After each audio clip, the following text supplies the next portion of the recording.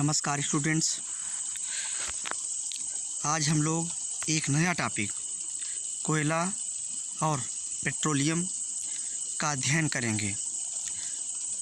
Students, मैंने आप लोगों के लिए एक एनसीईआरटी का एक अलग से नोट तैयार किया है। इसको पढ़ने से आप लोगों का समय नष्ट नहीं होगा और जानकारी बिल्कुल उतनी ही रहेगी जितनी किताब में लिखी गई है। आइए अध्ययन करते हैं। ईंधन, वे ईंधन जिनका निर्माण सजीव प्राणियों के मृत अवशेषों से होता है, इन्हें जीवाश्मी ईंधन कहते हैं। जैसे कोयला। मृत वनस्पति के धीमे प्रक्रम द्वारा कोयले में परिवर्तन को कार्बनीकरण कहते हैं। कोक एक कठोर सरंध्र और काला पदार्थ है। यह कार्बन का लगभग शुद्ध रूप है। कोक का उपयोग इस्पात के औद्योगिक निर्माण और बहुत से धातुओं की निष्कर्षण में किया जाता है। कोयले का रासायनिक गुणधर्म, वायु में गर्म करने पर कोयला जलता है और मुख्य रूप से कार्बन डाइऑक्साइड गैस उत्पन्न करता है। कोल तार यह एक अप्रिय गंध वाला काला गाढ़ा द्रव होता है। यह लगभग 200% का मिश्रण होता है। इसका उपयोग औद्योगिक निर्माण में संश्लेषित रंग, औषधि विस्फोटक, सुगंध, प्लास्टिक आदि कार्यों में होता है। कोयले के प्रक्रमण द्वारा कोक बनाते हैं समय कोयला गैस प्राप्त होता है। इसका उपयोग उद्योगों में ईंधन के रूप में की जाती है। हल्के वाहनों में पेट्रोल का उपयोग होता है। देखिए मित्रों, कोयले तीन प्रकार के होते हैं,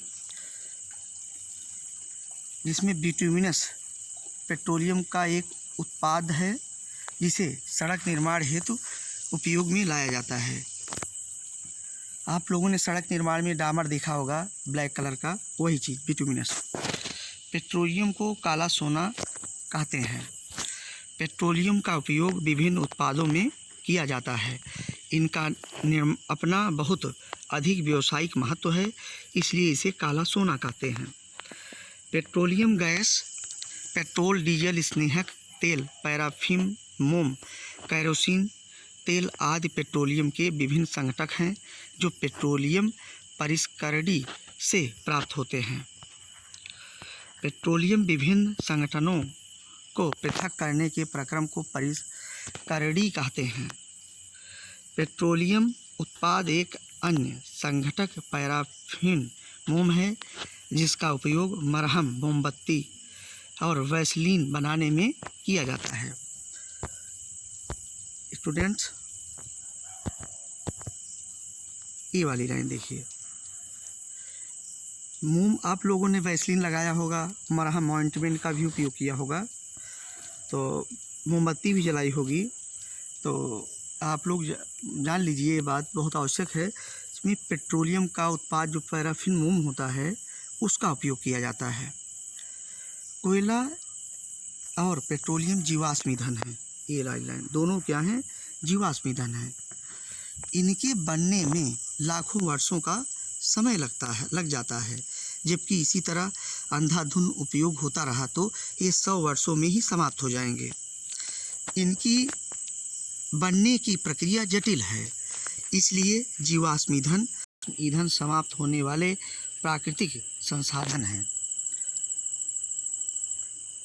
लगभग 300 मिलियन वर्ष पूर्व जलीय क्षेत्रों के घने वन जो बाढ़ जैसे प्राकृतिक प्रक्रमों के कारण मृदा के अंदर दब गए थे, उनके ऊपर अधिक मृदा दब जाने के कारण से संपीड़ित हो गए।